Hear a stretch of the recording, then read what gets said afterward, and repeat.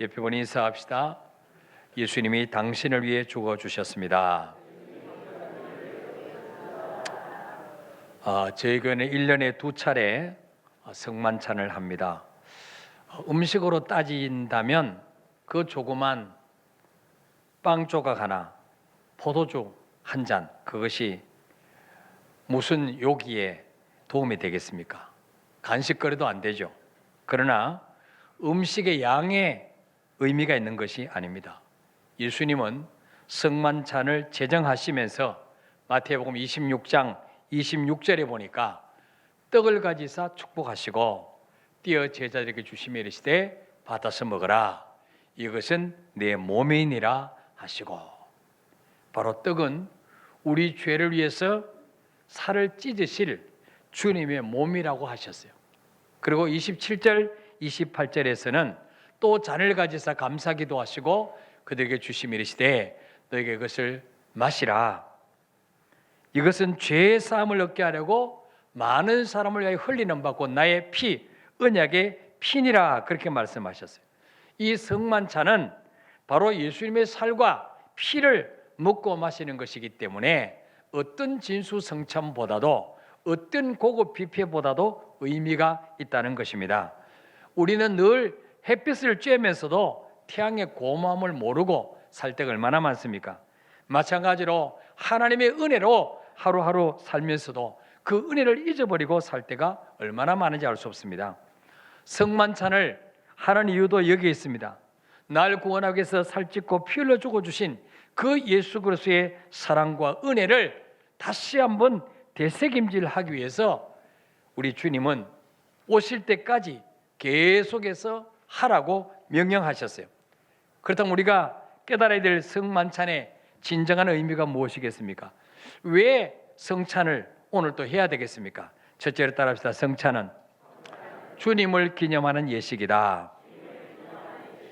자, 고린도전서 11장 23절부터 25절까지 읽어볼까요? 시작. 내가 너희에게 전한 것은 주께 받은 것이니 곧 주 예수께서 잡히시던 밤에 떡을 가지사 축사하시고 떼어 이르시되 이것은 너희를 위하는 내 몸이니 이것을 향하여 나를 기념하라 하시고 식후에 또한 그와 같이 잔을 가지시고 이르시되 이 잔은 내 피로 세운 새 언약이니 이것을 향하여 마실 때마다 나를 기념하라 하셨으니. 아멘.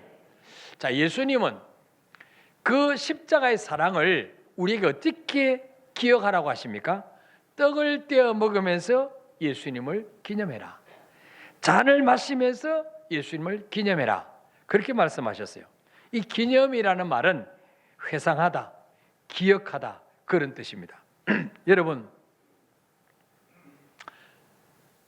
전직 대통령이었던 노무현 대통령을 회상하고 기억하기 위해서 사람들은 어디를 찾아가죠? 봉하마을을 찾아가죠. 예. 우리 주님께서는 주님을 기념하기 위해서 거대한 기념관을 세워놓고 거기에 참배해라, 그렇게 말씀하지 않았어요. 떡과 잔을 나누면서 이것은 나를 위해서 찢기신 예수님의 몸이구나. 잔을 대하면서 이것은 내 죄를 씻어주기 위해서 흘리신 예수님의 피구나. 이 떡과 잔을 먹고 마시면서 주님을 기억하라는 거예요. 예. 우리가 처음 주님을 만났을 때 정말 주님이 나 같은 죄인을 위해서 피 흘려 죽어주시고 그 채찍에 맞으시고 모진 고통을 당하시고 죽어주심으로 내가 구원받고 의롭다함을 얻었다는 그 사실이 믿어질 때 얼마나 우리가 뜨겁게 눈물을 흘렸습니까? 나 같은 것이 뭐라고 주님께서 죽어주셨습니까? 내 부모도, 내 형제도, 내 친구도, 내 아내도, 내 남편도 죽어줄 수 없는데 나 같은 게 뭐라고 주님이 죽으셨습니까? 그 십자가의 사랑, 이것이 가슴 깊이 몰려올 때에 정말 눈물로 밤을 새울 때가 얼마나 많았습니까? 근데 예수 믿은 지 10년, 20년, 30년 연주가 깊어질수록 우리 가슴이 점점 더 뜨거워져야 되는데 머리로만 알고 지식적으로만 알고 우리 가슴은 점점 식어져 가고 냉랭해져 가고 있지 않는지 우리 자신을 한번 돌아보시기 바랍니다. 여러분의 삶의 현장 속에서 예수님을 얼마나 생각하며 사십니까? 하루 24시간 중에서 예수님을 생각하고 예수님을 기억하는 시간이 과연 얼마나 될까요? 어떤 분은 너무 바빠서 눈 뜨면 저녁 잘 때까지 예수님의 생각을 틈이 없어요. 네. 하루가 얼마나 빨리 지나가는지. 그러다가 어느 날 벌써 일주일이 됐어. 그래서 주일 되면 허겁지겁 뭔지 뭐든 성경책을 불고 털어서 혹탁 성경 그거 가지고 교회 나오지 않습니까, 여러분? 여러분의 말이나 행동에나 어떤 일을 선택한 데 있어서 어떤 일을 결정하는 데 있어서 예수님이 얼마나 영향을 미치고 있습니까? 여러분 이사를 가거나 직장을 옮기거나 사업을 시작할 때 주님이라면 어떻게 하실까? 과연 내가 그곳으로 이사가면 신앙생활을 잘할 수 있을까? 과연 그 직장에 가면 주일 성수를 할 수 있을까? 이런 것을 염두에 두고 여러분 결정하셨습니까? 그런 분이 별로 없어요. 그 애가 월급 얼마 주지? 근무 조건은 어떻지? 네. 우선 불신자 똑같은 그런 마음으로 결정하고 있지 않습니까? 혹시 여러분 중에는 일주일 한 번 주일날 예배 시간 외에는 예수님을 까맣게 잊어버리고 살지는 않습니까, 여러분? 왜 예수님은 성만찬을 제정하시고 주님 오실 때까지 계속 기념하라고 명령하셨습니까? 우리를 너무나 잘 아시기 때문에. 예.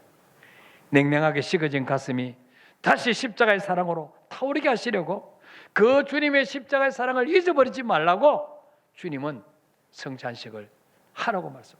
그래서 초대 예루살렘 교회 때는요 매일 했어요. 매일 모일 때마다 떡을 떼고 잔을 나눴어요. 예. 근데 요즘은 바쁘다가 보니까 1년에 한 번 하는 교회도 있고 어떤 교회는 한 달에 한 번 하는 교회도 있고 1년에 2번 하는 교회도 있고. 오늘 성만찬을 통해서 우리가 그냥 의미 없이 떡과 잔을 먹고 마시는 것이 아니라 아직까지도 내 속에 예수님이 계시는가? 정말 계신다면 손님으로 와 계시는가? 주인의 자리에 모시고 있는가? 여전히 이분은 주여 주여 하면서도 내가 주인 노릇을 하고 있지 않는지 한번 점검해 보시면서 떡과 잔을 대하시기를 축원합니다. 두 번째로 왜 성찬식을 하라고 말씀합니까? 따라합시다. 성찬은 주님과 연합하는 예식이다. 여러분 천주교에서는요 화채설을 주죠. 화채설. 화채설이 뭐냐? 될 화자 몸채자입니다.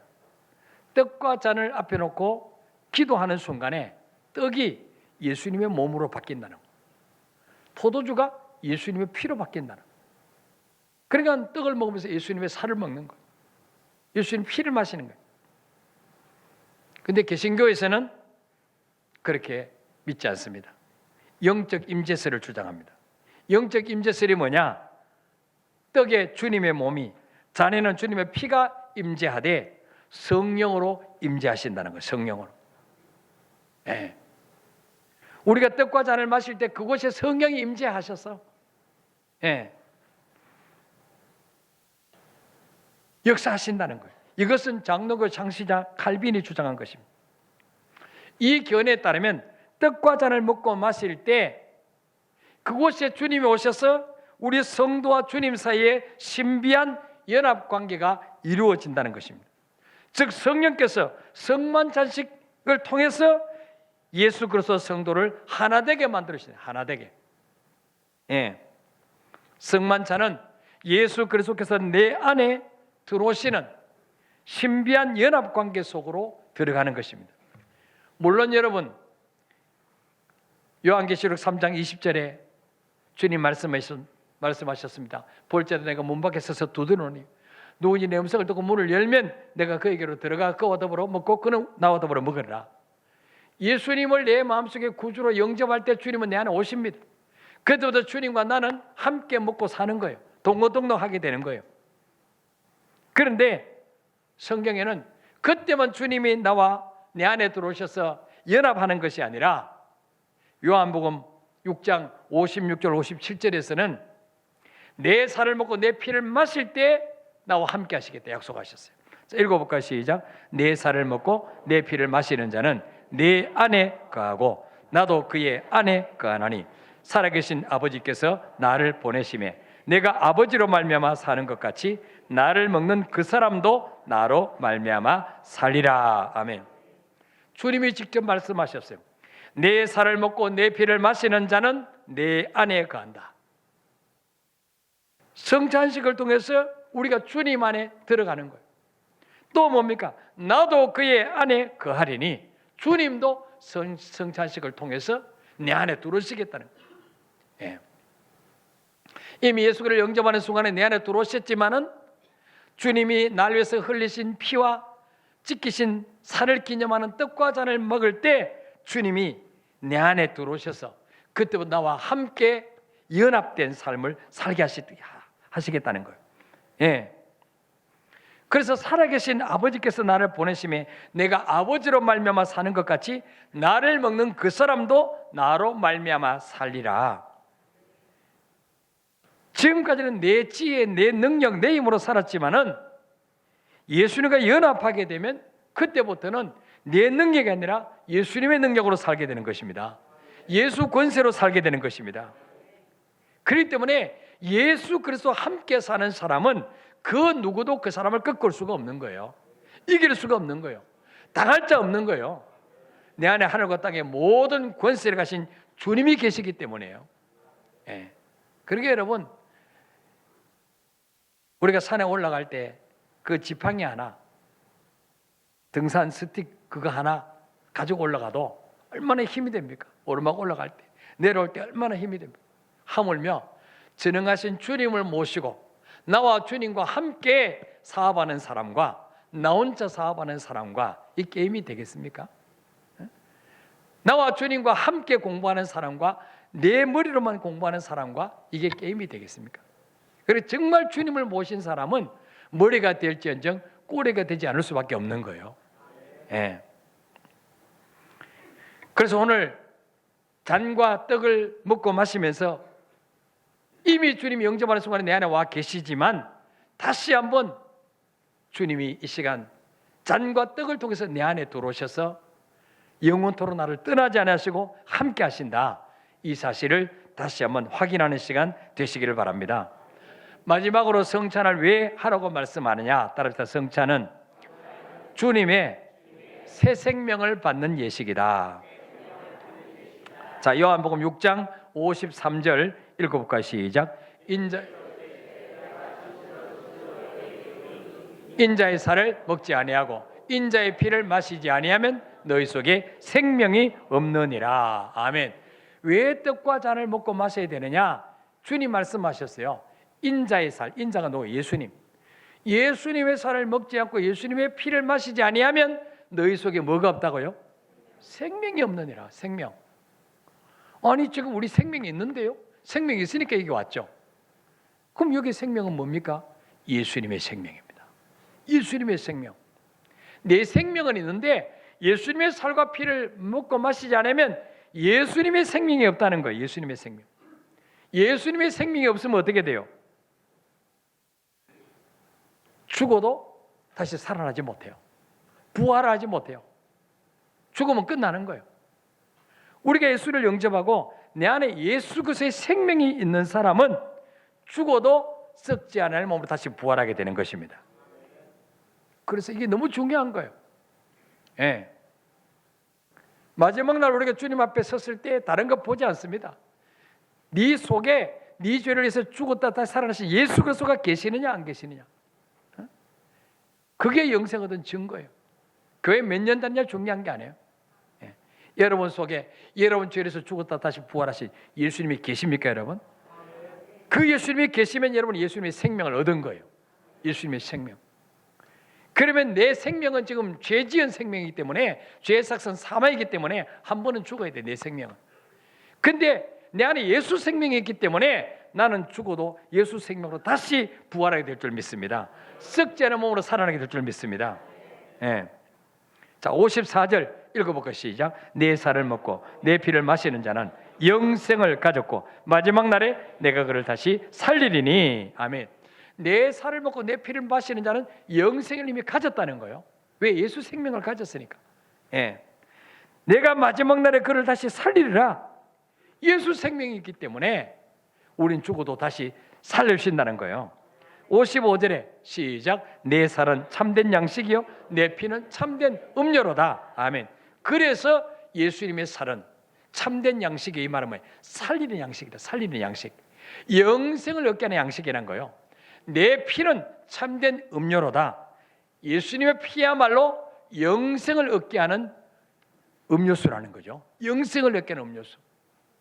여러분, 영생을 얻게 하는 음료수가 있다면 얼마나 비쌀까요? 그렇죠? 이건 부르는 게 금이에요. 영생을 얻게 하는 빵이 있다. 얼마나 비쌀까요? 예. 여러분, 이 땅의 떡은요, 먹고 살려고 먹지만 사실은 뭐예요? 우리를 죽게 만드는 사약이에요. 오늘 아침 식사하고 오셨습니까? 예. 왜 밥 먹어요, 우리가? 살려고 먹어요, 죽으려고 먹어요?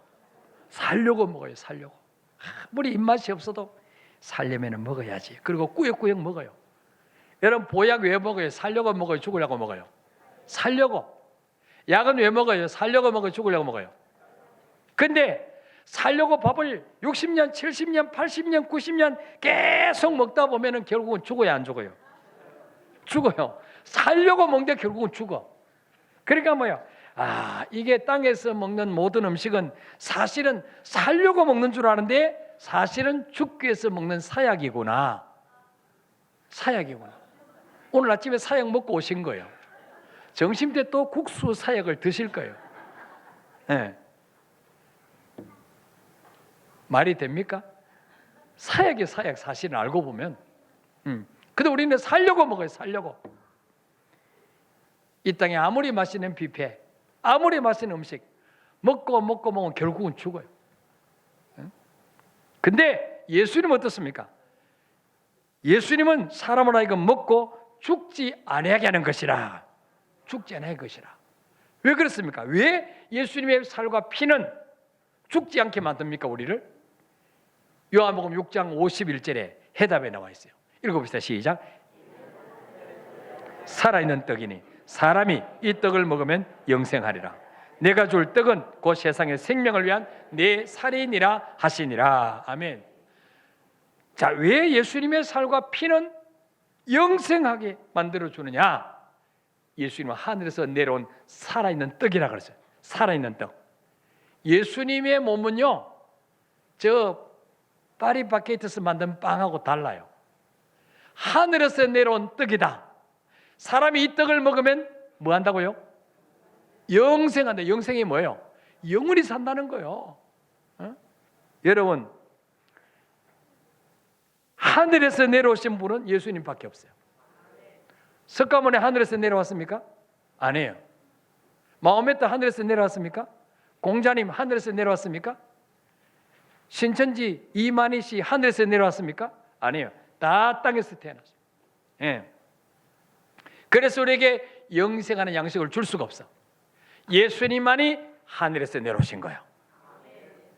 원래 하나님이신데 육체가 없는 분인데 우리를 구원하시려고, 우리 죄 때문에 십자가 죽어주시려고 인간의 몸을 입고 이 땅에 오신 거예요. 성탄절날 하늘에서 오신 거예요. 성령으로 마리아의 몸에 잉태하신 거예요. 예. 그래서 뭐예요? 사람이 이 떡을 먹으면 어떻게 된다고요? 영생하리라. 영생하리라. 영원히 사는 거예요. 제가 퀴즈를 내겠습니다. 이 떡을 먹으면 죽어도 다시 사는 영생하는 떡은 무엇일까요? 1번 인절미, 2번 찰떡, 3번 예수님의 살과 피. 몇 번? 3번. 3번에 3번. 예. 여러분, 모든 육체의 생명은요 반드시 죽어요. 예. 히브리서 9장 27절에 보니까 한 번 죽는 것은 사람에게 정해진 것이고 그 후에는 심판이 있다.